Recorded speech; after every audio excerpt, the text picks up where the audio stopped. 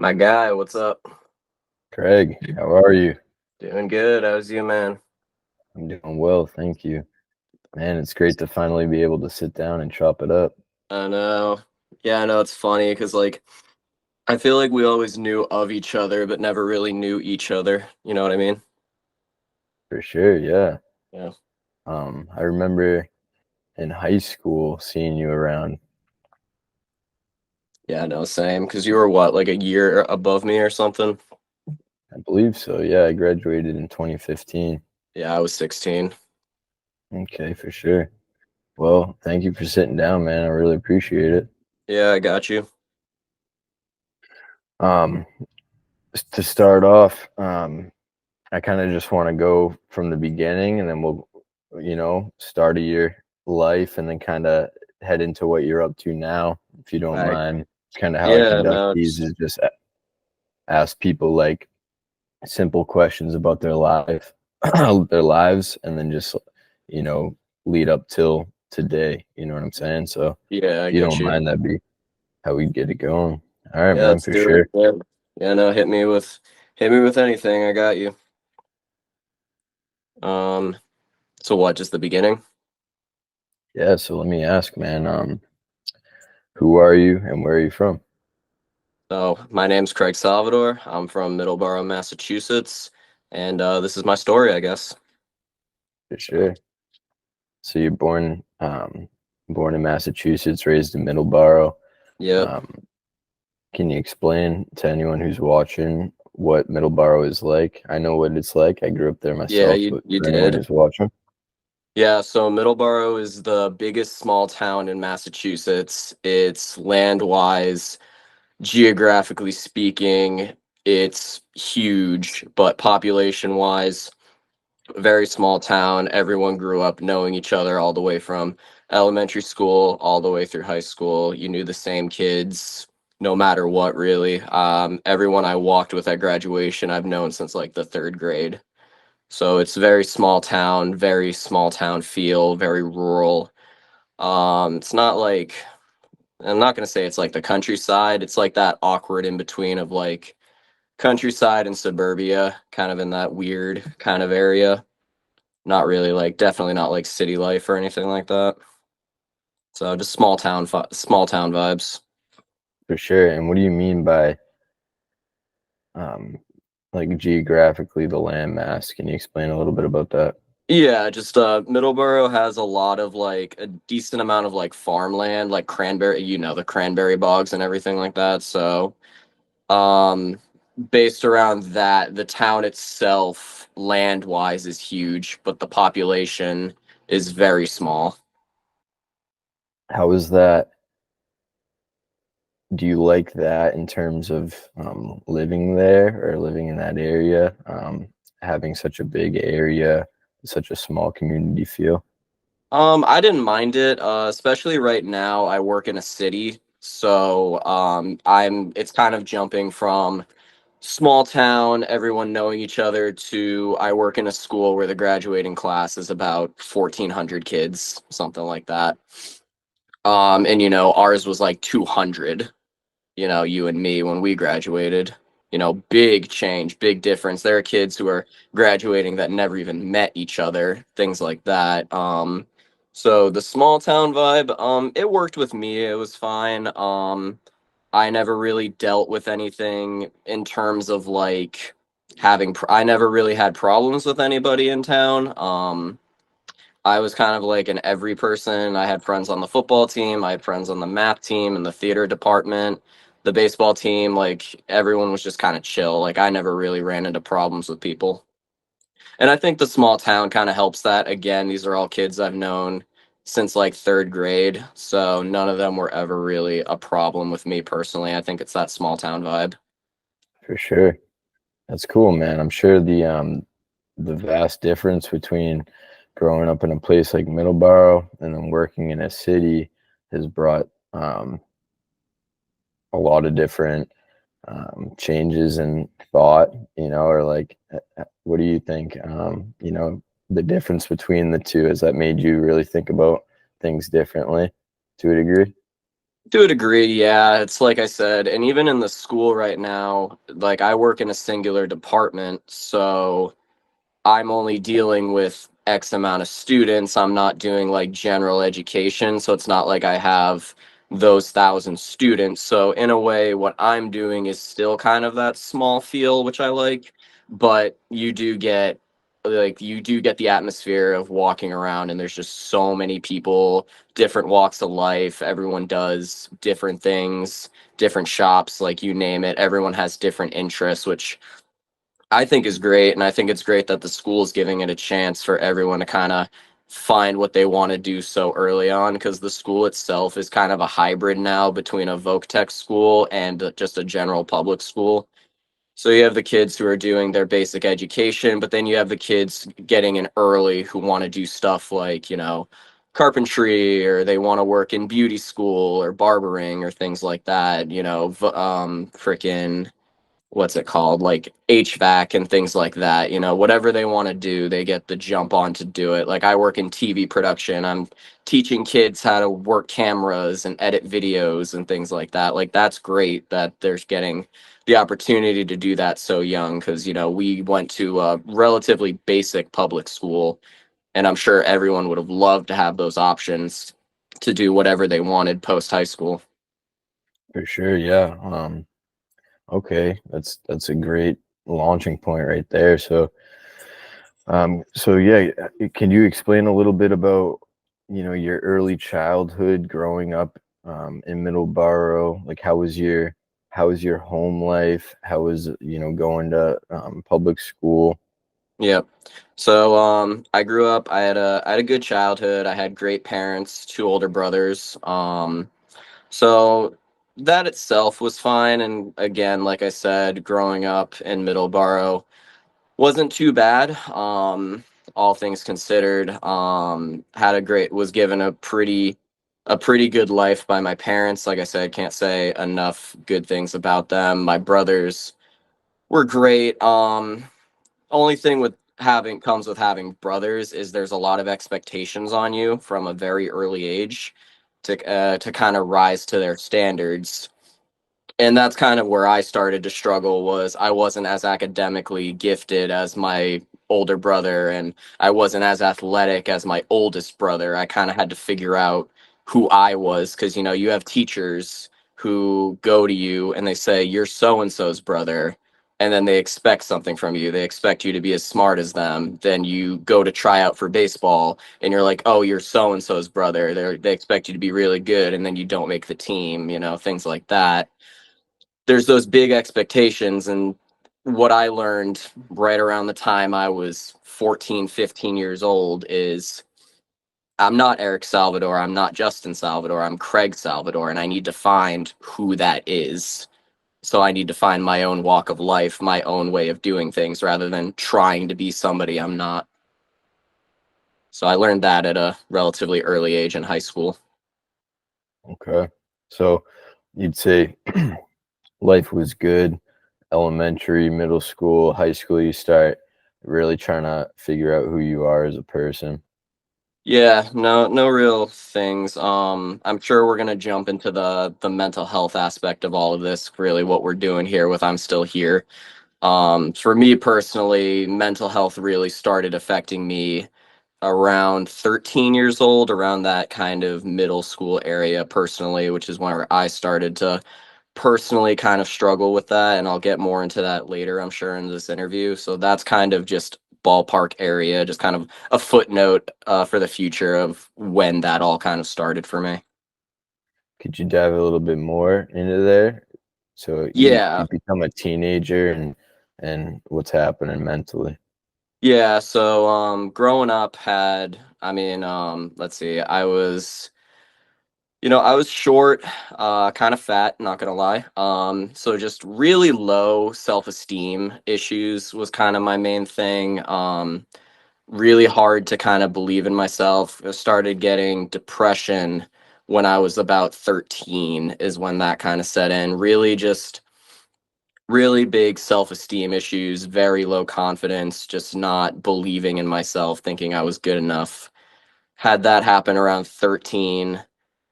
Then going into high school, expectations coming.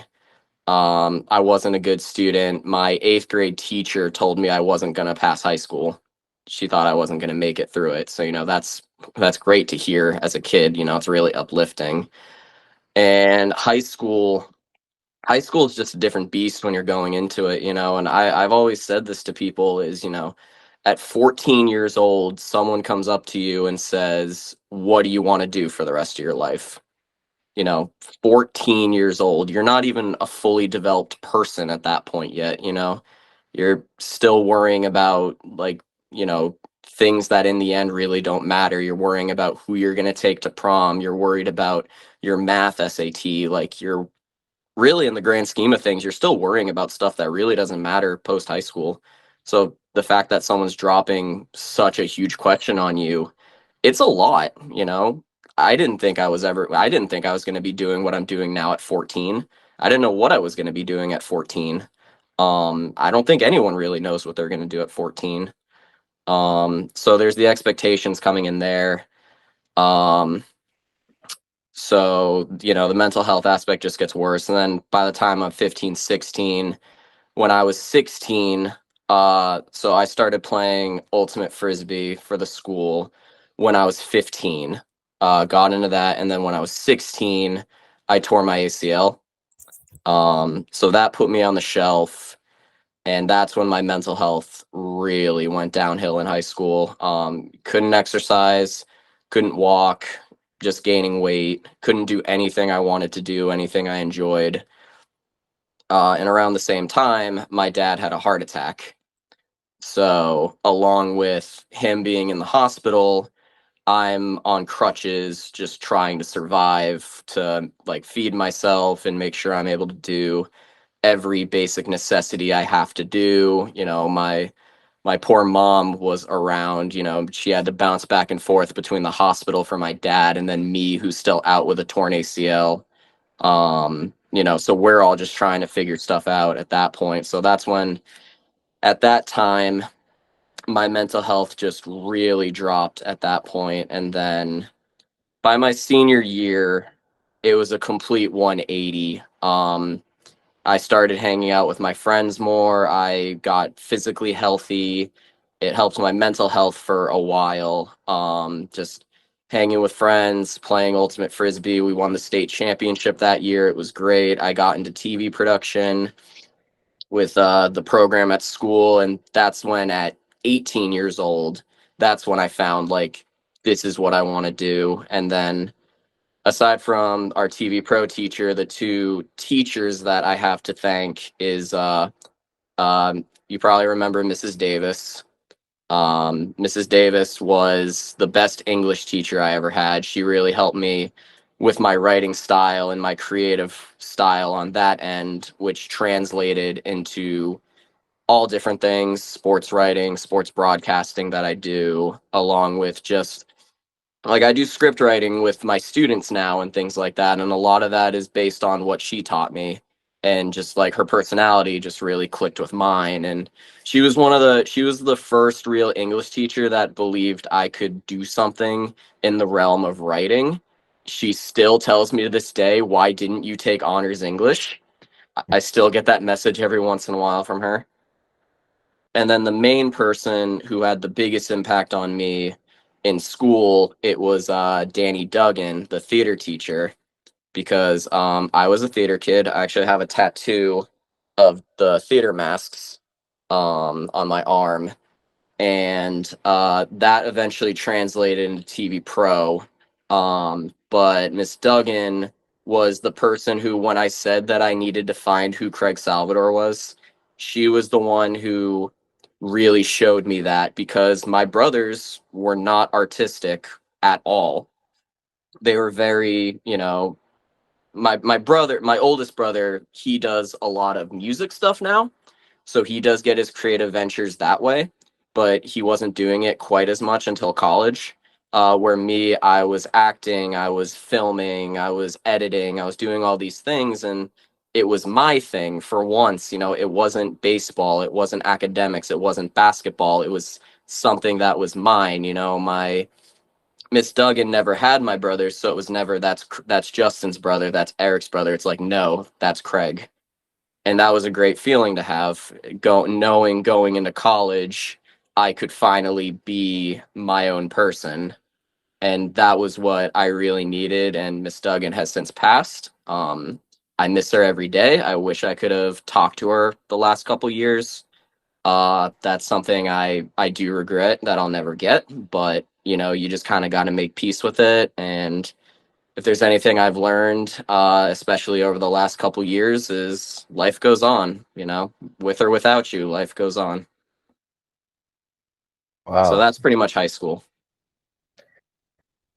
isn't it crazy the impact one person can have on someone? Oh, Do for you sure. You know, do I you don't think I would have made it through high school without Miss Duggan and Miss Davis. Like, those two teachers made 4 years, three of them being terrible, absolutely worth it. do you think Mrs. Davis and Miss Duggan, um, do you think they understand their impacts as individuals, and that's why they are the way they are, or do you think they're just naturally um, gifted like that? You know, can inspire a Yeah. young mind to be able to go the next steps, keep moving, and like you said, Yeah. realize.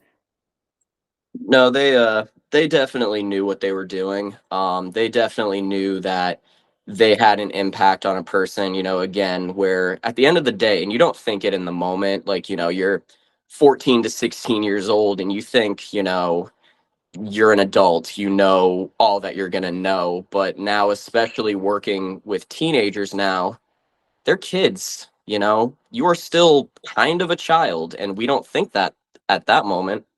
But you know, yeah, I treat my students like adults because, you know, they respect me, I respect them, but they're still impressionable. You can have that impact on them.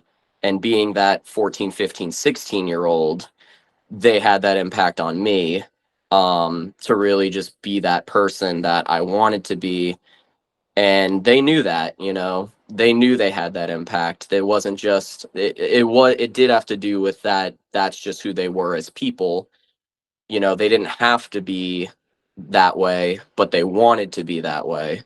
So I think, you know, I'm not the only person who has a similar story with not just those teachers, but teachers in general. For sure. And like on the opposite end, your teacher in eighth grade saying you wouldn't be able to get through high school, you know, I feel as if that person doesn't necessarily understand their impact or maybe even value themselves enough to understand their impact. And maybe that's why it was such a negative remark in the first place. But just a side comment is a few weeks ago, I was listening to some lecture or something. I forget exactly what it was, but they were talking about the IQ test and how an IQ isn't a set thing. It can change, you know. But Yeah. when you administer an IQ test and then say someone hits for like whatever the a low IQ would be, and then you tell them, this is your IQ and these are the results of that IQ, or this is the sort of life you could live. Um, what do you think that does to the person? You know, it's Yeah. like it's like putting a cap on, like eighth grade teacher telling you that. It's like putting a very negative cap on something Yeah. where if you didn't do that initially, like who knows, Yeah. So I have two opinions on that, and they're both negative. I believe that if someone is given to be explained that they have a lower IQ, that is going to kill all self esteem. And they're just going to be like, well, I'm just stupid. And they're not going to want to do anything. You know, that's their ceiling. I'm just freaking stupid. I don't know if I can swear on this. You're good, man. Say, dude, this is all good, Dude, man. it's Say just what like you I'm want to just, say. you know, it's just I'm fucking stupid. So that's my bar. So now I'm just going to be below that. And on the other end, if your IQ test comes back really high, it's now okay, I'm really smart, I need to do greatness. I need to be everything possible. And then it's kind of like my opinions on, like gifted students, things like that, where it's like, they get so high expectations and it's just beaten into them like, test, education, score well, all these expectations coming into them. And, that just drives anxiety, that gives everybody anxiety. And next thing you know, they're questioning every decision they have in ways.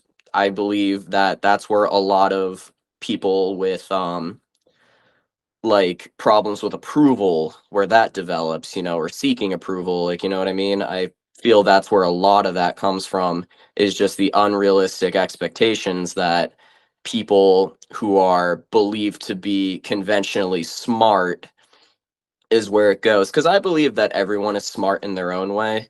It's kind of like, I also have a belief that everyone is a nerd in some kind of way, where in the sense of everyone has at least one thing they're absolutely passionate about, know everything about, and just absolutely love it. In my mind, that makes you a nerd about it. It's not a derogatory term, it's not anything bad. I'm a nerd about a lot of things. I'm sure you have something that you absolutely love and know a ton about. Everyone has that. It's the same thing with being smart. Is smart is not just education. Smart is what you do with it. Whether you're a mechanic. Like, I couldn't fix a car. I don't know shit about cars, you know? Does it make me dumb? Not necessarily. I can tell you how to edit a video, set up lighting, work a camera, things like that. That's something, I can do little stuff, like I can tell you what cable does this, what works audio, what works video, what does both, like I know things about things that other people wouldn't know. Does that make me smart? I don't know. But it doesn't make me dumb or the other person dumb if they don't know anything about it. There's plenty I don't know about, and I'm sure there's plenty everybody doesn't know about. Doesn't make anyone more or less smart or more and less dumb. You know what I mean? Everyone just kind of has this, not even like like a ceiling or floor. Everyone just is their own, is kind of how I would describe it. Right. Okay. And then exactly, you'd think an individual in the position of, education, like being a teacher, would understand these simple concepts of like, why put a cap on, why put a cap, Exactly. you know? I Unless, wasn't academically gifted in eighth grade, but here's the thing too, is everyone was failing that class. It wasn't just me. It's not just like, oh, Craig's the problem. Like everyone in that eighth grade class was struggling. And it comes to a point, and this is what I freaking hate this, when teachers, especially like college professors, are like, oh, 93% of my students can't pass this class. It's like, oh, I'm not a dumb student. You're a shitty teacher. It's like you should be striving for your students to be successful, not bragging that the vast majority don't. That's my opinion on that, and that's what I wanted to say before I went on that tangent. But yeah, that's how I feel about that. okay. Oh man. Okay. Well, I that's know it's a real. lot. Nah, dude, this is awesome. That's great to hear that, you know, you were able to go through a low point in time. That sounds like a lot, having to deal with an injury, which will definitely, like, if you're not physically able, that's Yeah, something that we all take for granted every single day.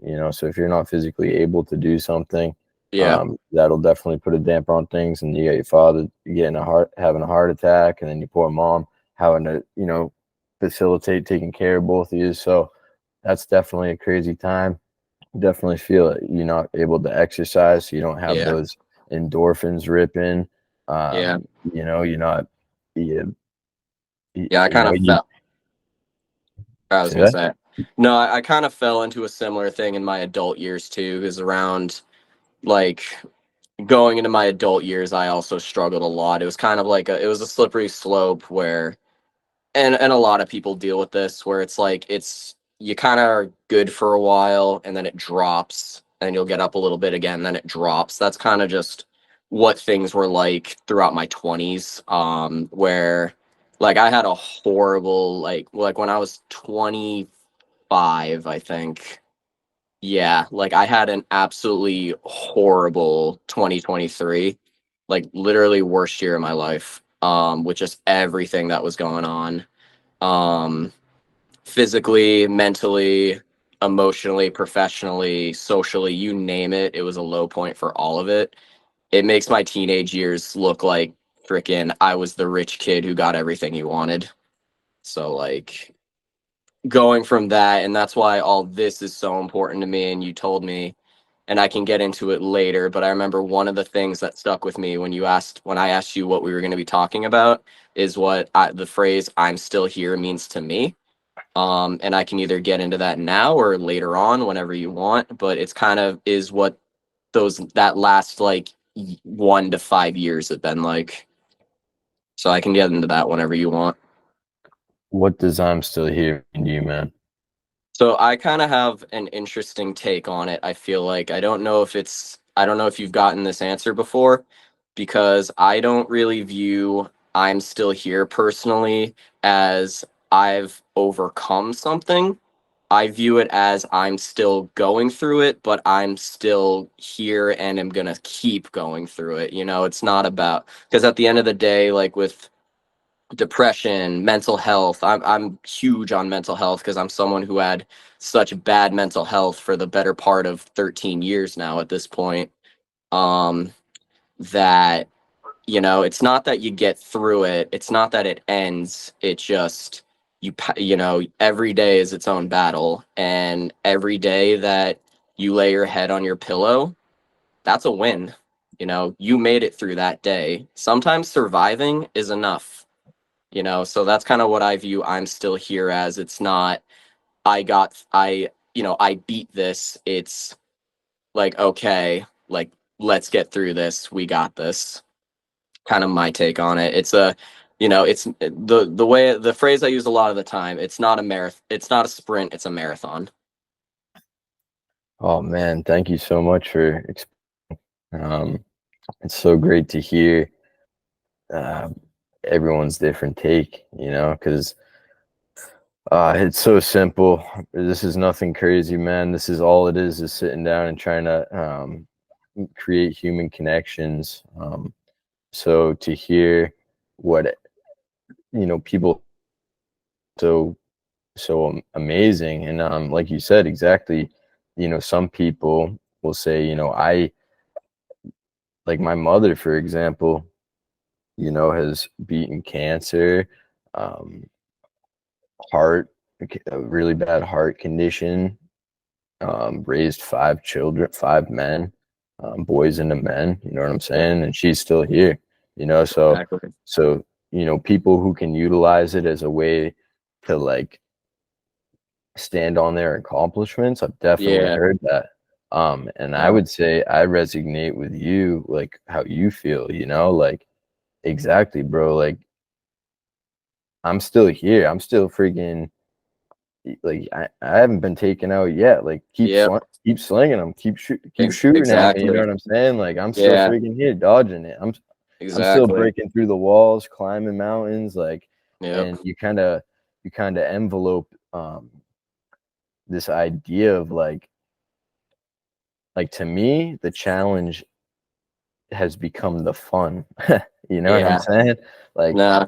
I I've get learned to you. appreciate the challenge, I guess Yeah. I should say. Just And it's um kind of like my take on certain things is so there's a couple things, especially when it comes to mental health, not even just like the stigmas, but there's a few words that like kind of I'm like they kind of get to me, they kind of piss me off. Is I hate the words "do you think you are," or more or less "do you feel like you're," because like people will be like, "Do you feel like you're depressed?" And I'm like, "No, I have depression. Like I am depressed."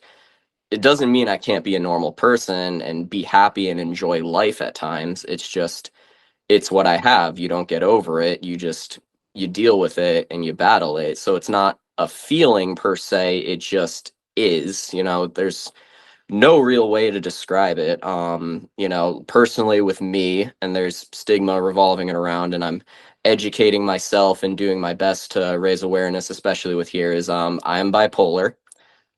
It doesn't make me less of a person. It doesn't make me dangerous. It doesn't make me any of the stigma around it. A lot of people think, you just change emotion just like that. 1 second you're angry, the next second you're happy, now you're sad. People think that it can be like that over the course of like a day. Like maybe not like that, but like relatively quickly. And that's not how it works.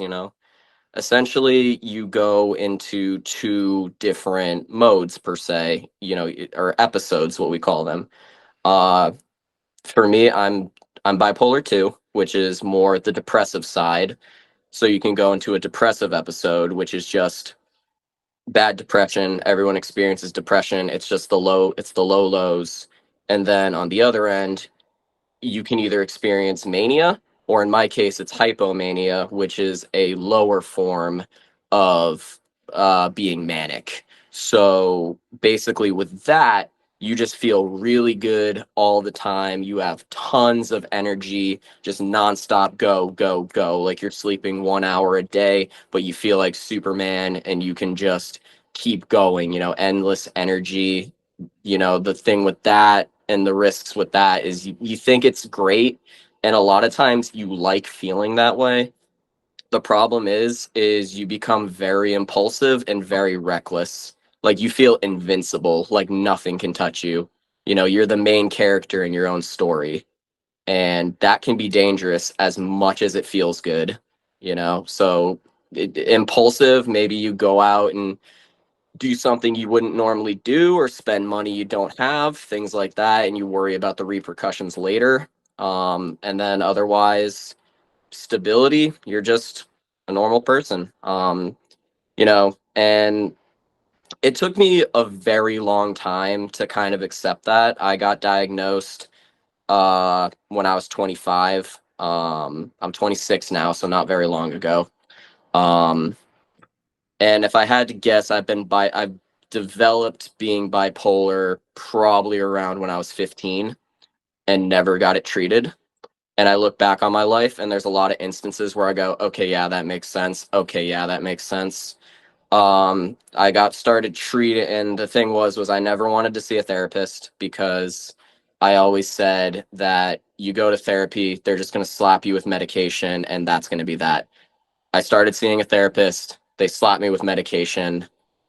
It ended up actually being what I needed, and there's no shame in that. I'm open about it. I mean, obviously it's not going to be the first thing I say to somebody. Like when I first meet them, it's not my icebreaker.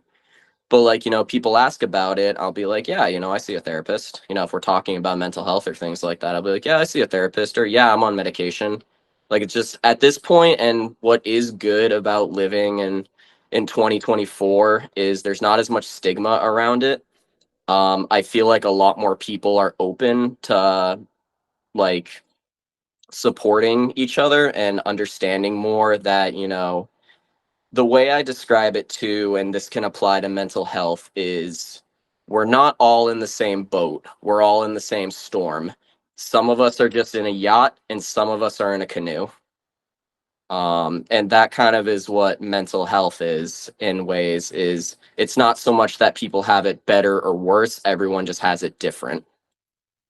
And that's kind of how I view it, and that's kind of how I viewed I was. And I've had to go on what I call the merry-go-round of medication, where that's the thing with bipolar disorder is different medications affect different parts of the brain.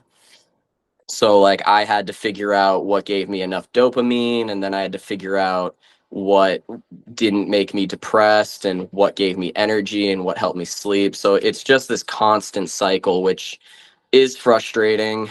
And there's points where you're just kind of questioning, am I stable? Am I hypomanic? Like it sucks when you have to question if you're happy, because you don't know if you naturally are, or it's because your chemicals are imbalanced. So that's the thing that is a constant battle, is figuring that out. Um, so yeah, but it's a part of you, you know. I've come to terms with it. I've accepted it's who I am as a person. It's a part of me. I don't think it defines me. But it's something I live with. So How how do you think you developed bipolar disorder? I think it's genetic. I think it could be genetic. You know, there's a chance that relatives somewhere, that's what I've learned is people, that's what my therapist has told me, and that's what my prescriber told me, is that it's possible that it runs in the family. So who knows, maybe I had like some aunts or grandparents or someone who had it. And just eventually I developed it. I think that it is also possible, just with the growing up of the looming depression. I can't really explain how it develops. I don't know enough about it personally for how it develops. That's something I should educate myself more on. But I think it's a chemical imbalance, so I kind of think it's just something that happens. From my research, I think it affects about 2% of the population. Um, I think that's what I saw, the number, when I looked at it. Um, so I think it's either genetic or it's just kind of something that develops eventually. Like I said, 15 is just the ballpark area where I look back and I think, okay, that's when stuff started happening. Could have been earlier, could have been later. I really can't tell you personally, and I'm not going to pretend I know everything I'm talking about. No doubt, man. Me neither. Okay. Yeah. Yeah. When I think of the term mental health, um, it's like there has to be mental illness if there's mental health. And I look around and it seems as if, I mean, obviously I wasn't alive 50 years ago or 100 years ago, but in terms of culture, art, um, any means of recorded history in our short time of being a country, it seems as almost as if like there's been over breeding of mental illness, and Yeah. it's just been exasperated as time goes on. Do you what do you think? How do you, like, why, can you name anything that you think of that propels that? Well, propels like mental health forward as a society. Like, is that what you're Mental, talking about? like what? Like, I'm saying the more I look around, it seems people, the more time continues, people become, oh, okay. like, as a whole, like, I look around and it seems more people are sad, more people are Yeah. depressed, anxious. Why? Have you ever thought about that? Like, what could cause this? Yeah. What So I what bre- personally, or my my you whole keep going. question, my main question is what breeds mental illness? Yeah. So when it comes to breeding mental illness, surroundings can do that. It can be two things. So there's, as far as I'm aware, again, I'm not a psychologist. I did not study this completely in college, so I apologize if I'm wrong about any of this, but my opinion based on it, again, just my opinion, is there's two ways one can really become depressed. Is there's situational depression, where that could be a traumatic event, you know, something that could give you PTSD. That's what can cause one form of depression. And then in my case, I didn't have that, you know, life-changing traumatic event happen to me. I've had things happen to me, everyone has, that I get sad about and make me depressed, but it's not like one critical moment in my life that I go, that's when my life changed forever. It's just, it develops in you, and it's just a constant feeling you have. For me, and why I needed to go on medication, was for me, it's purely a chemical imbalance. You know, my basically just what gives me serotonin wasn't giving me serotonin. It wasn't doing what it needed to do.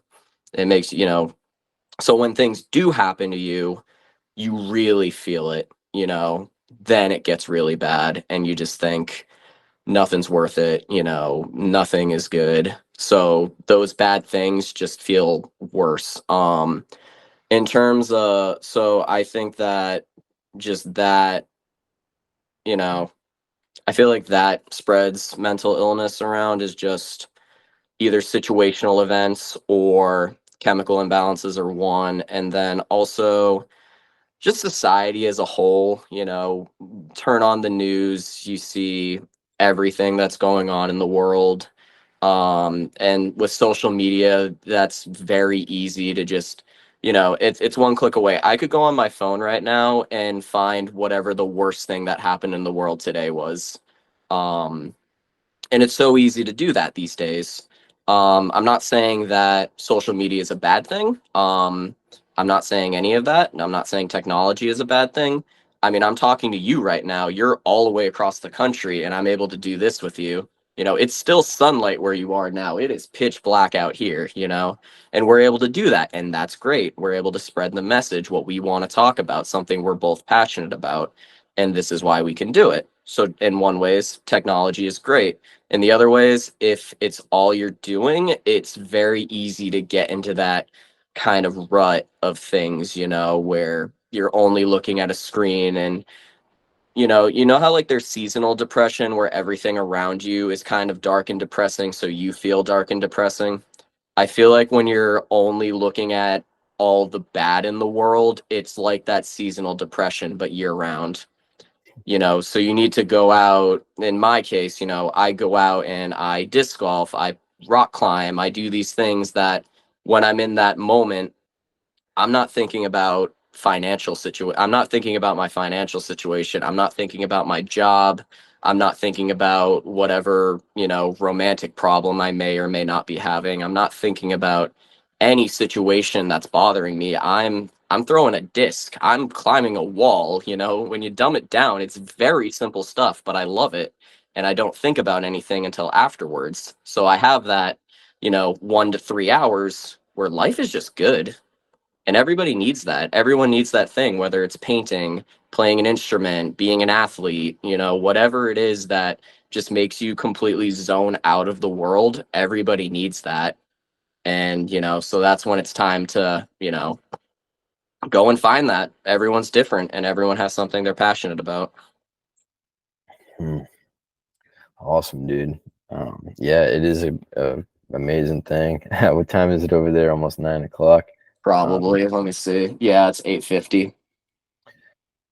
so after high school, you're I got my feeling bag good. in my back. So like, That's what's up. Yeah, that thing yeah. looks stocked. You just get out of that tournament. Yeah, so what's funny about that tournament, and I tagged you guys in another video right before we did this. So this whole bag I have right here, so like I'm not even gonna begin to start with how disc golf discs really fly or work, but basically every disc in this bag flies different essentially. So like I'll break it down very quickly and very easily. So like you know how golf works and golf clubs work. Hmm. So to translate that to disc golf, you have your driver, which is, like a main driver in golf, and then you have your fairways, which these are basically irons. So like you have your slower speeds that are like your 9 irons, your 8 irons, and then you have what are called faster speeds, and those are like your threes, like your 3 iron. And then you have here, you'll like this one. You got your mid ranges, Nice, man. That's amazing. and your yeah. So you got your mid ranges and your approach discs. This is basically kind of like your wedges, shots that you're gonna, do either short drives with or with like you need the approach on the green. And then you use your putters, which is exactly that. It's a putter. So you just throw it into the basket. You can use them for short shots, which kind of goes into the approach disc, because you would never use a putter off the tee in golf. But basically, that's it. There's really 5 categories of disc, and they all fly different. In my tournament today, it was a one disc tournament. So this was so you see this entire bag, did not use it. I used this one disc for 18 holes. So Wow, kind of crazy. that is crazy. Yeah. It was fun. It was a great time. You'll also like this. I wore this today, as you can see in the videos on Instagram. Shout out to my sponsors. Got Disc Golf 978, and we got rocking the I'm Still Here on the back. And then you can see the patch. Where's the patch? Right here. So I was rocking that today. Keep an eye out tomorrow. I'll be posting more videos from New Hampshire. So keep an eye out for that. I'll be Okay, repping. for sure. But So I want to, before we go too heavy into like right now, so you got into disc golf in high school, post college.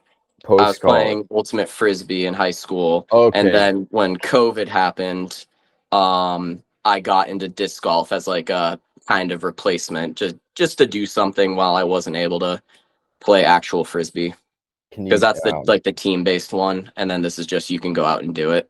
okay, yeah, can you explain the difference real quick? So disc Yeah, golf is it's like playing golf, and then yeah. ultimate Here, frisbee is more. let me grab a disc real quick.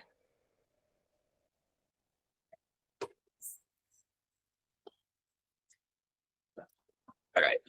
So yeah, so you saw there. These are like my disc golf discs. They're very small, they're compact, they're pretty decently hard.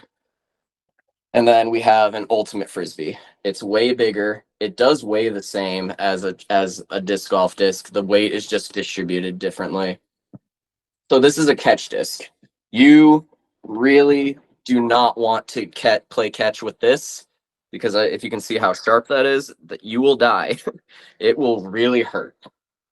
So you have your traditional catch disc. You can find people playing with this on the beach, things like that. It's a frisbee. Everyone knows what a frisbee is. Ultimate is a game where it's 7v7, and think of it kind of like the hybrid of soccer, football, and basketball. So the rules are 7v7. Again, very basic rules. You can play it in gym class. 7v7. When you catch you got to pass it to your teammate. When you catch the disc, you have to stop. You can't run with it. So it's a game where you're constantly passing it to your teammates.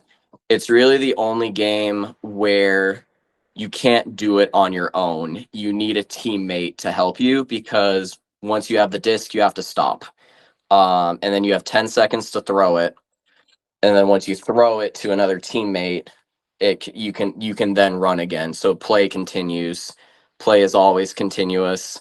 And then to score, there's an end zone like in football, but instead of running the disc in like a football, you have to catch it in the end zone. Um, then there's instead of having downs like in football, as soon as the frisbee hits the ground, that's a turnover and the other team picks it up and throws. So imagine if every play in frisbee was fourth down and you're going for it every time. The second there's an incompletion, other team gets the ball. So that's basically how that works. And then disc golf is exactly what you said. You know the rules of golf, you basically know the rules of disc golf. Okay. Um, all right, so you started getting into disc golf post college, and Yep. that was like that's got to be a sweet injection of endorphins and exercise, and that must have felt hella good getting into a sport. Finding something to be passionate about. So, what has that done for you? It's done so much. Really, like when I had that really low point, it was really all I had. I had a lot going on in my personal life that just made my mental health reach an all-time low. Um, and really my hobbies was at that point all I had. I was playing, and the thing was through doing it constantly to just try to make my mental health like better, I got really good at them. Was I got better at disc golf so fast. I'm not saying I'm the greatest player in any of my hobbies or anything like that. I'm fairly adequate in all of them, but it's good for me. Um so but we talk about adequacy and whatnot. As long as you're enjoying what you're doing, who the hell cares? Um but since I was doing it so much for my mental health, I got so much better, and everyone around me noticed I was getting better. And that's kind of the funny thing was people were like, "Oh, how'd you get so good at disc golf?" Or so much better, I should say, at disc golf. It's like I was playing a lot, and people be like, "How did you get so much better at ultimate frisbee?" It's like, well, I was playing a lot and I got in better shape. I lost from January 2023 to around July or August of 2023, I lost 30 pounds. I dropped to 165, which was the lowest I had ever weighed since middle school. That's That's not even an exaggeration. So I just got so much trimmer. I could run so much faster, jump so much higher. I could throw further. It was great. I felt amazing. I was rock climbing really well. You climbed a couple times, so you get the grading system. I was climbing harder routes than I ever climbed before. Like hobby wise, everything was great, but mentally, I was so bad. Those were what kept me going. And it's funny, like people, like I said, people ask you like how you got so good at them and everything like that, and like in such a short period of time, and I'm just like, outside I'm saying, you know I just did them a lot, but on the inside, it's I had to do these. Like it wasn't a want, it was a need, it was a necessity. I needed that escape because everything was just plummeting at a very fast rate, and I just needed to find something, anything to be a drive to keep going. And for me, that was my hobbies because that's what I was passionate about. And then when I got injured, so I got injured at the end of last summer. I herniated a disc in my back from rock climbing. That was a tough blow. Because I was out for about 3 months, couldn't climb, couldn't play ultimate, could kind of disc golf, but not really. Worked really hard in physical therapy to come back for that. I did come back from it. Wasn't as good at like stuff as I was before, but I wasn't terrible. So I was working on getting back to where I was. Was playing good, was feeling good. Right after in November, torn hamstring, partial tear, left hamstring, right back to physical therapy. Another 3 months of hard work doing that. So got back into playing ultimate and disc golf and rock climbing probably around March. Come July, re-aggravated the hamstring. Um, so I haven't played ultimate since then. I just started rock climbing again. I had my first session in about 2 months earlier this week on Tuesday. Got back to rock climbing. I've been playing disc golf a lot. Just got back into competitive play, been playing tournaments and things like that. Um, so that's good at least. Been playing disc golf well. Um, I haven't ran since July because I have an ultimate frisbee tournament at the end of the month with my alumni team, excuse me, from college, and I really want to play that. So I haven't been like testing it too much.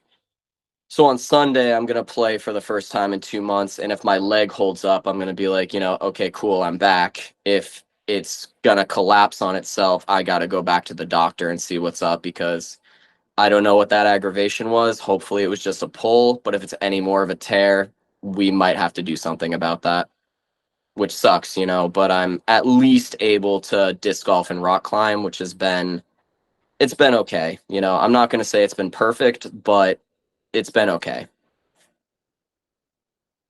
yeah, man. Injury after another, it sounds It's like. tough. It's really tough. People make jokes that I'm gonna be wrapped in bubble wrap, and like, the jokes are funny and all, but it's just like, man, like when am I gonna catch a break? It's almost like the universe is really just trying to test you, see what you're made out of. Yeah, no, there's this one song that I really like, and I actually have a couple tattoos that are the inspiration from it. It's the main lyric is bad luck keeps chasing me, and that's just kind of what it feels like is no matter what you're doing, where you are, what you're going, what you're doing, how good you're doing, it's right around the corner and you never know. It's the same way with, to bring it back to mental health. It's always looming. It's always there. It doesn't go away. It's that shadow that follows you, and that goes with, in my case, what feels like bad luck. And in other cases, it's depression, it's mental health, it's anxiety. It's always looking over your shoulder, and you never know when it's going to creep in. Um, so if the idea of having an ever looming um, feeling, whether that's a good feeling, a bad feeling, um, one might have to consider, how could I manage that for when it's not looming, but it is over Yeah, me? How so? It sounds like you have explained, you like to rock climb and do disc golf. It's so those are your ways of, you know, um, actively trying to just work yeah. against that Those are sort my of. escape. It's my escapes. Like you Mhm. can, in a positive way, kind of disconnect from reality for a bit. Yeah, it's such a amazing feeling when you can just lock in on something, Yeah, whether it's simple or complex, but you're just able to fully dial in on that one idea or concept and yeah, envelope yourself in it and not have any and that any external pressure or whatever. And that is where the craziest stuff comes from. That's where like the greatest ideas come from, or the inventions or whatever, yeah, when you can actually sit down, dial in and focus. Um, it's just honing an idea. It's just what yeah. ideas do you want to hone, the more you feed, it's like going back to what you were just saying, when I asked like what do you think breeds mental illness, and you said it's a combination of um, your Like your surroundings. surroundings. Yeah, Yep. And then, but ultimately, it's like, what are you giving yourself, and what are you consuming? And like, the internet. If you're always just looking at bad all day, like yeah, obviously that's how your output's gonna be. It's like you are what you consume, yeah, or you are what ideas you give energy or thought to. So yeah, it's to me like we are all just conductors of yeah, energy, and how it comes in is how it'll come out. So it's like if like when I was a teenager, dude, when I was in high school, um exactly, like I was living a crazy life, very tumultuous family, home life was crazy, um just always trying to escape and be out of the house. And like, my escape was making music, bro. Like that was yeah, my escape. yeah, But what was I doing to help myself? Dude, I was listening to like Odd Future and like Lil Peep yeah, and just depressed music, eating crap, yeah, eating always on the go. So I'm eating fast yeah. food and exactly consuming, just being on my phone, looking at crap all day, just Hmm. consuming negativity. So what kind of life was I living? A negative lifestyle. You know what I'm saying? Wasn't feeling healthy, wasn't feeling good. Smoking cigarettes, drinking alcohol. You know what I'm saying? Like, Yeah, um, so it's like I've literally had to move thousands of miles away and remove myself from my what I like knew. to just learn something, a different way of thinking, Yeah. and so that's kind of what it is to me, is like the type of ideas that it's like if I'm a conductor of energy, or ideas, what comes into me is what's going to come out. So if I'm surrounded by negativity and I'm feeding myself crap, and I'm not taking care of myself, I'm not exercising, how am I going to perform, or how am I going to be, Yeah. and how can I expect anyone else to like put up with me? If I'm not even putting up with myself, how can I expect anyone else to put up with me? So I'm really trying to hone in on this idea. I'm really fostering this idea that if the idea does not propel me towards my goal, and I have a very simple goal, man. My goal is to buy a piece of land that I can go and homestead on and raise a family. Okay. Hmm. That is my goal. So if the idea does not help propel me to that goal, then I'm not even fostering the idea. It's like not even Yeah. worth. If it's not going to get me to where I'm trying to go, then why pay it any mind? You know what I'm saying? Sure. So Yeah, like for sure. I hear you when you say there's this ever looming, thing, this idea, depressed state. I know exactly what that is. I Yeah. know. That's why I made this brand. But as I continue forward, and I like I said, bro, I'm not investing my energy into even having that idea to be like a developed idea anymore. Like Yeah. exactly, there's this ever looming at any given time. I could wake up tomorrow and just be like, today's the greatest day, but tomorrow might just be the worst day because Yeah. I've been there, So it's like I'm not. I try not to feed that idea because I don't want it to be a thing. I'm Yeah. trying to fight against that. So, and I'll be honest, like, yeah, there'll be days here and there, but it's so rare. It's so Yeah. rare, compared to a teenager, just very consuming negative stuff. And exactly Yeah. those days were severely relevant. And now, like I said, I've Yeah. had to leave and try to like retrain my mind. And I can proudly say that I rarely have those days. And I mean, everyone's got those days, man. It sucks. Yeah. Sometimes you wake up, you don't want to do nothing, So, Yeah. um, but this is why, like, I wanted to say that because like I need to utilize this platform that I'm creating as a way where I feel like I can help people, like if For I can sure. say something that might like make someone think differently and be like, huh, I never thought of something like that, or Yeah. thought of it that way, whatever. No, So for sure. just wanted to That's put my input in on Yeah, that. no, that actually that brought up a couple things I thought of too. And one that's also why I jumped once I saw you were doing this, because I was like, I knew you were out in Los Angeles or somewhere in California, that area. Um, I knew you were out there, and again, we kind of knew each other through high school and things like that. But your platform and what your goal and overall your message, that really resonated with me. Against someone who's struggled with mental health for as long as I have, I was like, he's doing it out there, I want to do it out here. I've had things that have just helped me out so much and saved my life, that if I can show that, hey, I have something, if you have something, then we're getting better, things like that.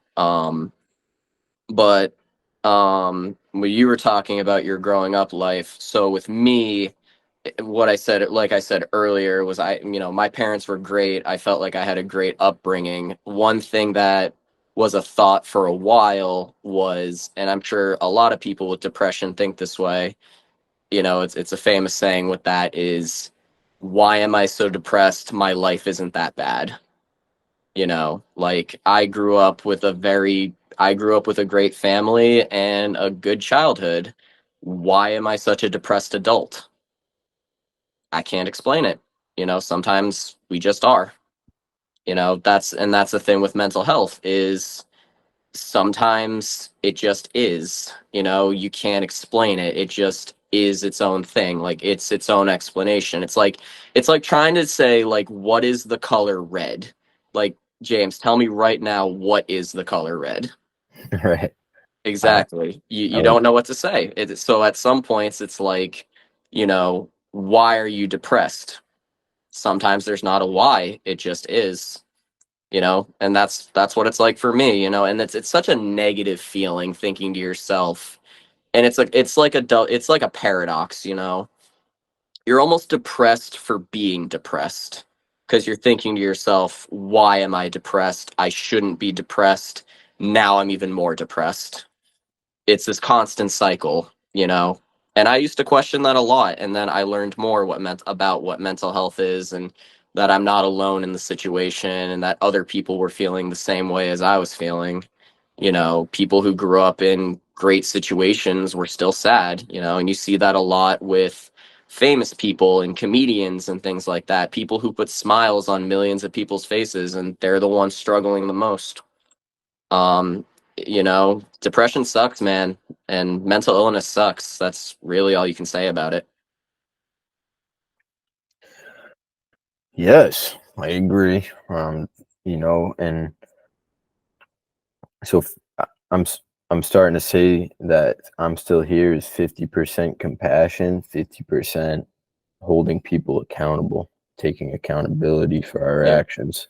So, um, as much as I hope to inspire compassion for our fellow human, um, I do hope to inspire accountability in ourselves. We have to look inward and ask ourselves, um, why am I like this? And how can I change, or how can I, what can I do to, to mitigate this? yeah, And this isn't just depression. This is every negative um, mental habit one could have. You yeah. know, we cannot turn. Um, I see so many. Like I work at a retail. My 9 to 5 is I'm a supervisor at a retail cannabis dispensary. Okay, Hmm. and 99% of the time when people come in and they're in a bad mood and they take it out on like a employee, like a bud tender, um, Hmm.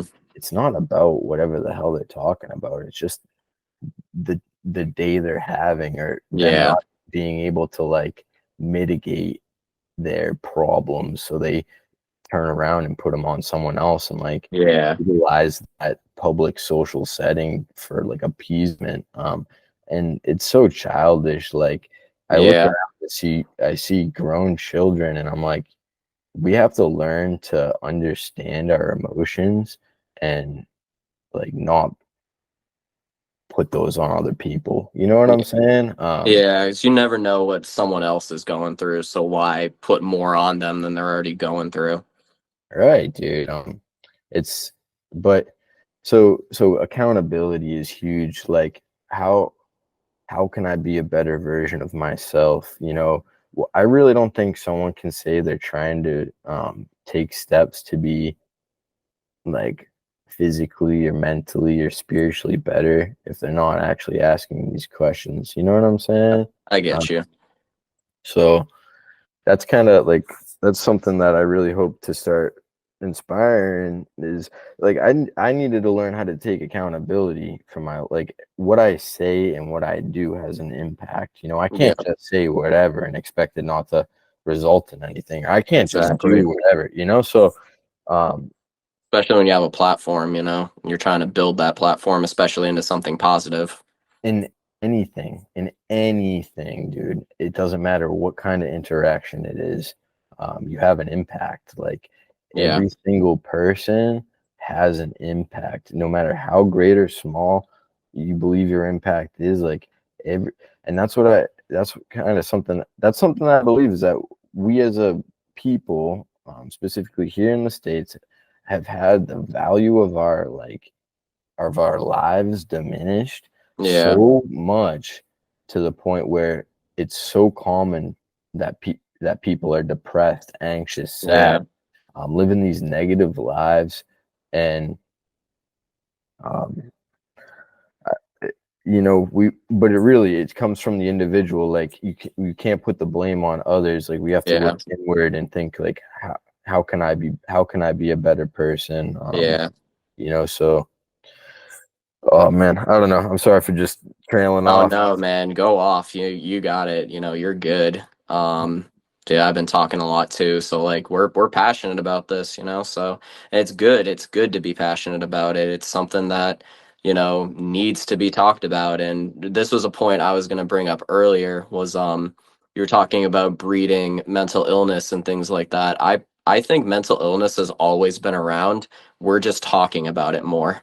We have more labels for things. And we're more open to talking about it, and for some people that's good, it helps them. Other people think that it's a new thing, like, I think people have always been depressed, people have always had anxiety, people always had whatever else is, going on in someone's head. It's just now we have terms for them, we have medication for it, and we're talking about it. It's not that it's new, it's just apparent. It's the same way as gravity always existed until Isaac Newton was like, "Hey, what's weird? This fucking apple just fell on my head." Like, it's always been there. It's just now we know about it. 100%. Yes. It means humans will be human, animals are animals. Exactly. I guess the point when I say I look around and it seems more apparent, just through basic cultural Yeah. mediums, really. No, Um, yeah, I agree. I agree and like with you. and, li- That and wasn't like like I, a contradicting point or anything like that. I just wanted to add to it. 100%. I do agree. Exactly. The more we talk about and the more we categorize and dive in, and exactly, it's like putting a microscope on something. And obviously, you can go in more. I question if that's a good thing or not. Um, like that concept I was just explaining, like the more you hone an idea, the more it becomes like real. You know what I'm saying? Yeah. Mm-hmm. So like for example, if I think there's a boogeyman underneath my bed, and every single day when I come home from work, that thing's gonna freaking grab my ankles. Eventually, I'm gonna become like fucking crazy, and Yeah. I you get what know. you're saying. So Paranoia, exactly. right. So it's like, are we um as much as it's a good thing that we're able to like sit down and talk about this shit, is it fleshing it out more? You know what I'm saying? Does that make sense? What would you say? Is it what? Is it like fleshing it out more, like Oh, making and it more real? like manifesting Yeah. it. Like uh the more we say, the more we talk about these labels, like you just said, labels, because that's all this is we're now labeling behaviors. So Yeah. the more we discuss label behaviors, are are those labels going to be utilized more? Like obviously that will Yeah. happen. So it's like, is it an artificial um expansion, or is it actually happening? Does that make Yeah. sense? Yeah. I don't know if this is going to answer your question, but one thing I'm thinking is I think it's a good thing to have terms. So I had a friend say this to me. And basically, when you're diagnosed with something, it doesn't change you. You just have a word for what your symptoms are. Um, when I was, I was kind of coping with being bipolar, because I'm like, okay. Originally, I was like, okay, I'm officially crazy. That's just kind of what I felt. I didn't know a lot about it other than what it was, that it existed. So, when someone slaps that on you, you kind of think differently for a little bit. And, it was that talk with that friend.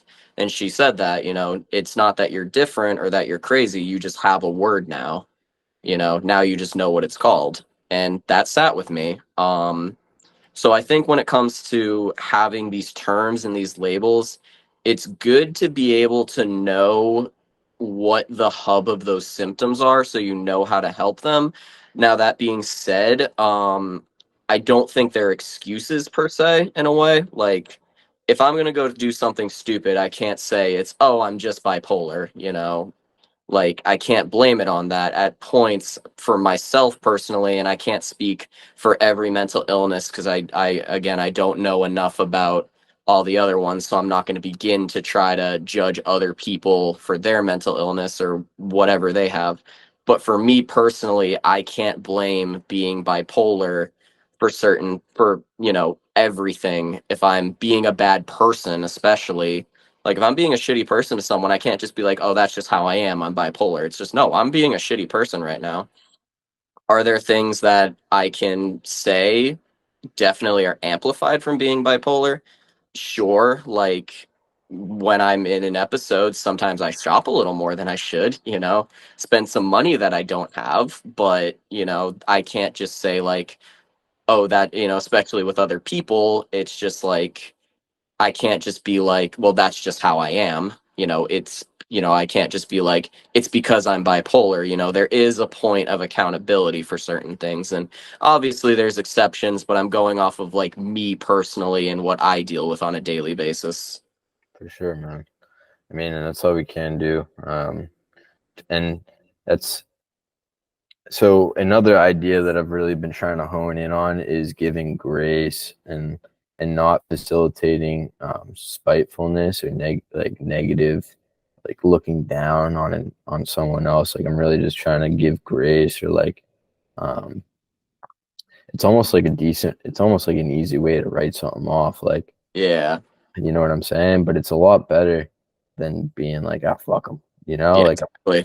it's I'm just like so I don't know, just trying to reframe the mind is what I'm up Yeah. to.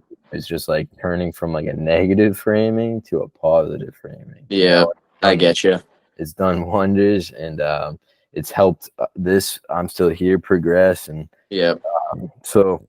But all right, bro. Let me we had some decent conversations regarding mental illness, mental health. Um, you know, diving into both those things in so many different ways to help manage, etc. I do want to go back though, to like Yeah, for sure. I do want to go back to like you playing sports and like just what that mean. Like how does physical activity, physical fitness, what does that do for the mind? Yeah, so for me, I was never musically talented, I was never artistically talented. I was good with like I was okay with like, you know, acting and things like that, like in theater, like that was fun. I was really good like when it came to the behind the scenes stuff like that. I was better at that. And then when I got into TV production, so my only realm of like actual, you know, art is I like videography, I like photography, and I like editing. That's like my artsy stuff, which I think everybody needs. Everyone needs something that they can do no matter what. And that kind of stems that realm of creativity. But for me, and it does go with like, you know, the bipolar and the ADHD is or the ADD. Um it is just very much my lifestyle and just how I am as a person is very go, go, go, go. Like, you know, you know, when I talk about being impulsive, I'm pretty impulsive. I'm not gonna lie. I went on a trip to Maine by myself a couple weeks ago solely because it was the week before going back to work for the school year, so I knew I could take a vacation week. I went up there and I just played disc golf by myself for 7 days, and it was the time of my life. It was the greatest week I have had in a very long time because you know what else I did? For the most part, for 90% of it, I turned my phone off. I wasn't getting calls. I wasn't get or I was, but I wasn't paying attention to them. I wasn't getting calls. I wasn't getting texts. I wasn't being told like, "Hey, you need to do this." I was just out ripping discs in the woods, you know? Very simple thing that I love to do. And That's all it was. I didn't play music. I didn't have anything except me, my frisbees, and nature, and it was perfect. I couldn't have asked for anything better. And then, I was refreshed and I came back to reality and, but I was better for it. In terms of that, that's just me being very go, go, go. I'm very much like that. I'm very spontaneous. I got a tattoo today because it's Friday the 13th and they were doing a flash sale. And I'm like, hell yeah, I'll go get a tattoo. Why not? I have this sleeve, so I got some filler space on it. I got my little Grim Reaper right there. That's fresh today. Nice. So I'm very spontaneous. The next day will come. A lot of the times I don't know what I'm going to do that day until maybe the night before. Like, you know, at the time of this recording, I'm going to New Hampshire tomorrow because again, I am practicing for another tournament where I will be repping Disc Golf 978 and I'm still here. Shameless plug. Um, but I'm practicing for a tournament, and some of my friends are like, "You're crazy. You're going up to New Hampshire just to play?" And I'm like, "Hell yeah, I'm gonna go to New Hampshire just to play." I'll meet up with a friend after and we'll chill because I have a friend that lives up there. But like, it's like I don't mind. Like I don't mind going out of my way to do these things. Why? Because I love it. That's just who I am as a person. I love just being spontaneous, going out and doing something because it's fucking fun. That's what people need is more fun. They need to find something they like and just do it because they do. There doesn't need to be a why. Why do I play disc golf? I don't know. I like throwing frisbees through trees. I don't know. I can't explain it. Why do I enjoy it? Why is it such a big part of my life? It's just fun. And that's what people need. For you, music. Why do you make music? It's fun for you. It gives you something to drive and strive for. You want to get better at it. You want to test the limits. I want to be able to, do something and be a little bit better at it than I was the previous day. Just something you can strive for. And that's just me personally as my personality. I have so much energy built up in me, and that's why I like these physical activities. I like going rock climbing and I like falling off a route and thinking about how I can do it differently and do it better. I love the community of it because for the most part in my hobbies everyone's super nice and super chill, and it's a very much like especially with rock climbing and disc golf when you're doing it with multiple people, you'll do something one way and someone will do something a completely different way and you can talk about it and you'll take pointers from each other. You'll be like, oh no, throw it like I throw it like this, and you're like, oh, I never thought to do that. Like there you go. And then rock climbing, I've seen some clips of you climbing, you've seen clips of me climbing. There's times like I'm doing a route and I try to do a certain move and it doesn't work, so I'm watching someone else and I'm asking them and they're like, oh, I do this move instead. You have that human interaction and it's positive and you go, oh, I didn't think to do that, let me try that. Oh hey, I did it. It's cool, it's great. Other times what I love about those two is if I want to, I can be extremely social in it and have fun and laugh with people and be in a big group. Other times I can just do it by myself and live in my own little world, and that's something that's great about it. You can be as social and as serious as you want, or you can just goof off with friends, or by yourself. So that's just me is my main point that I've talked about is just I'm a very sporadic go go go type of person, and that's why physical activity and endorphins and serotonin and all that is so important, and that for me is just something that I can't always get with just creative freedom. And like you said, it's so crucial to find something to be passionate about. Exactly. You find what makes you happy and you just do it. You don't need to explain to anybody what it is as long as it's legal. Um, you find it, you do it, and you enjoy it. For sure. Dude, that's awesome, man. Oh man, yes. Yeah, music is huge for me. I'll be real. I don't make as much music as I'd like to because I'm so busy doing other things. But I this, get for that. example, is such a passion for me. Like being able to hone my uh, conversation skills and just be able to um, exactly just interact with people. It's something I'm so passionate about. Yeah, exactly. So this is my thing, and I really appreciate you taking so much time out of your day to sit down and chop it up, dude. Yeah, no, of course. I know we've been planning on doing this, so I just wanted to make sure I could come out here. And oh yeah, there's one more thing I wanted to talk about real quick. Is something that I want to do. I'm not making any promises, but within the next couple years, as this progresses as well, I talk about doing this and spreading awareness through my hobbies, especially with disc golf. I want to put on my own tournaments where I'm the tournament director and I get other people to come play, and I would love if you guys sponsored it. And even if it's just like something little, like we get stickers for everybody and things like that. And I can get my shop to sponsor it and give the players like credit and things like that. And I want to name it around this, around I'm Still Here, because I want it at the end of the day, like I'll name it something like, Discs for Mental Health or something like that, like an actual tournament to spread awareness, because it's so important, like I said, in whatever you do, like I have a keychain for the 988 number, it's just, because you never know who's going to need to see that, and just know, like, maybe just a little reminder, like, okay, like maybe I'm not alone in this. And, maybe your average disc golfer is also going through it and they see like this tournament that just sounds super fun. And maybe they've never done a tournament in their life, or maybe they're the best player who exists in the world and they can look at that and go, you know what? Yeah, you know, I am still here. I'm still going through it and I'm going to do what I can, you know?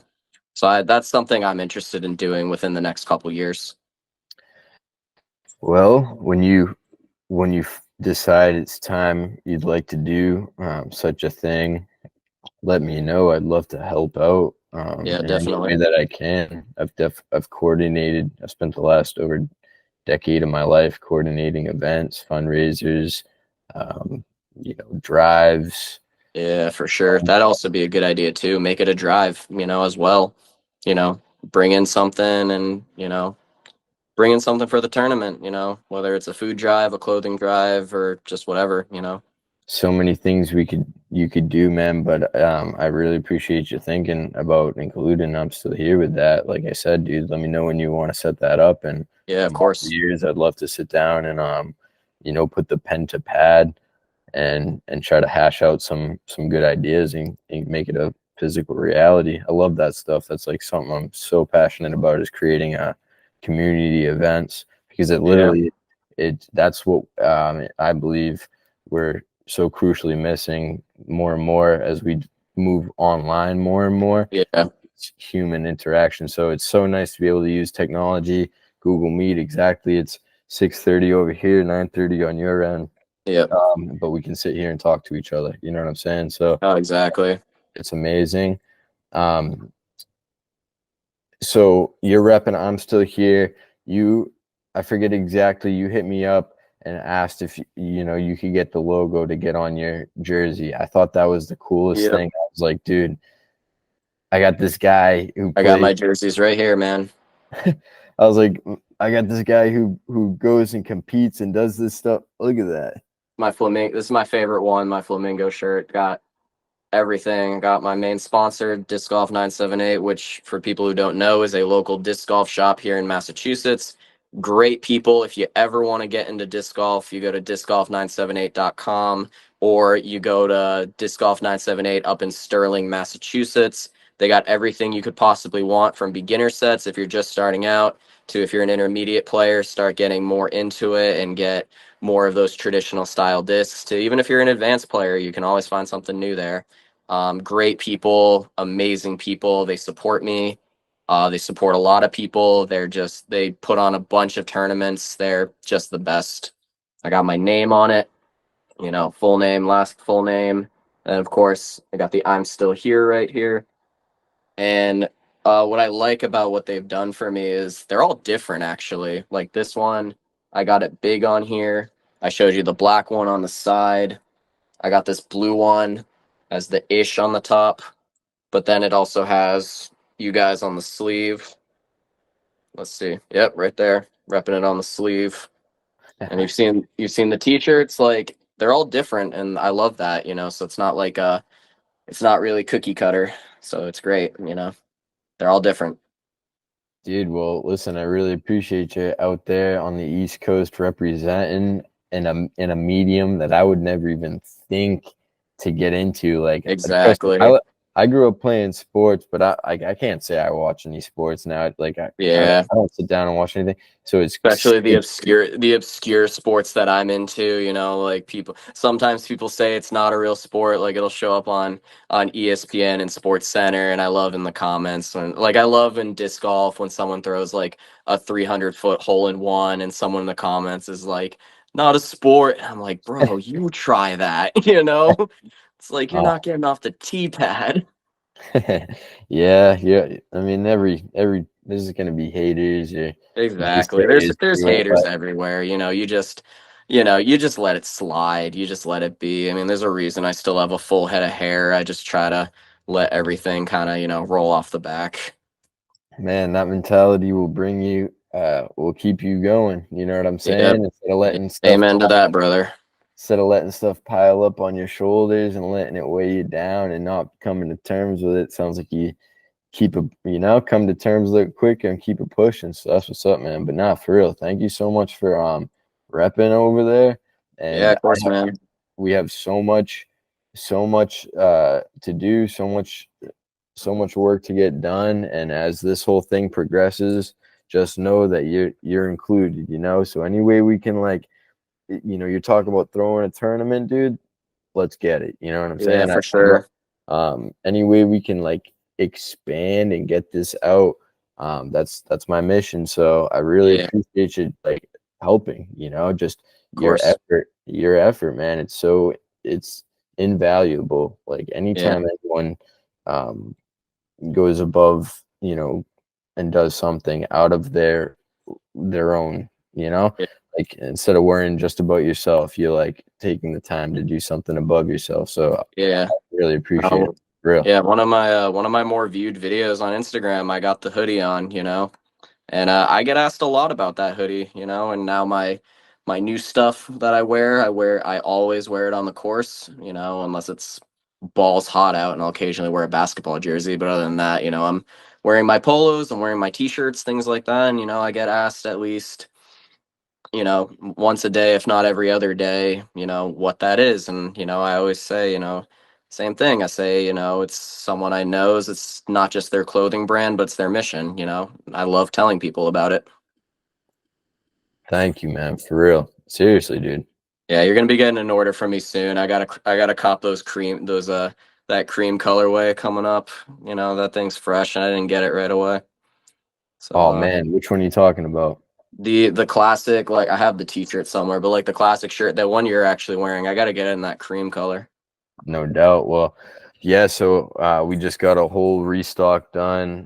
We're printing That up a bunch of like the classic tees.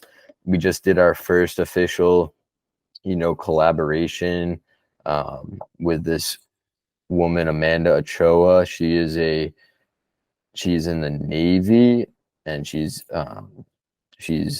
stationed down in San Diego, and she hmm contacted me with her brand Keep Going. So that was like the first collaboration. But now that we have the ball rolling, like, it's, proof of concept is there. I have not only organic support, meaning like my friends and family, and hmm like extensions of that, like people I grew up around, but now I have, like, now we have people we don't know ordering this stuff. So that it Yeah. broke a wall from organic to third party. So now it's like, okay, we're there. Um, just keep up this sort of thing, like keep up the hard Yep. work on these uh connections, human connections, Yep. getting the word out there. So that I cannot express how much it means to me that you're over there repping this, bro, for real. Yeah. I got you, brother. I got you. Even if um it's in my niche little communities, one person knows about it more, then hey, who am I to say? One more person knows about it, then that's what matters. exactly. Well, anytime if you ever catch yourself down in like Taunton area, shoot a message to Anthony, you know, Abiside Print, Yeah. uh, and just hit him up and, you know, maybe swing through the shop and see if we can't get you like a hat or, you know, if you're ever around that area, you're Yeah, local, no, I'm still pretty local, so that I can definitely hit that up at some point. you know what I'm saying? Yeah.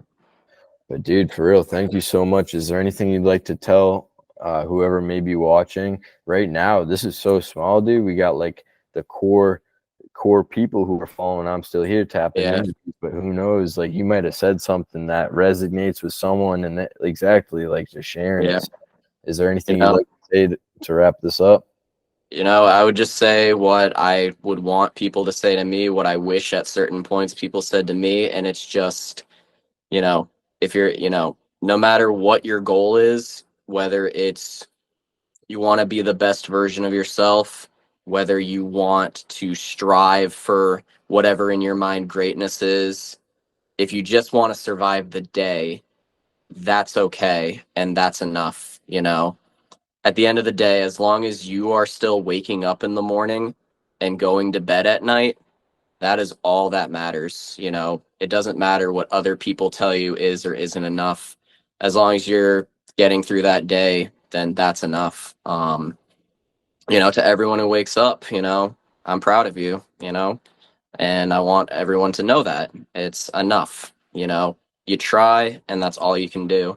There is no succeed, there is no failing, there's only trying, and that's kind of how I view everything.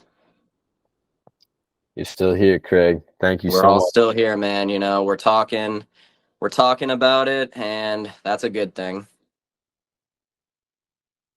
Thank you. I really appreciate you taking the time to sit down and talk with me tonight, man. Yeah, no, of course. You ever want to do a part two, just hit me up. This was great. I'm sure I could keep talking for 3 more hours, but I'm not going to keep you there. And it is getting late over here, and I have an early morning tomorrow. So definitely not going to hold you up too much longer. Let's definitely sit down and talk again soon, then. Yeah, definitely. All right, man. Well, have a great rest of your night. Thank you again, and I really appreciate you sitting down, talking, and over there representing. Or it's catch me on the course. Going to be a new video coming up. Awesome. Yes. All right. Peace, brother. All right, Craig. Have a great night. Thank you.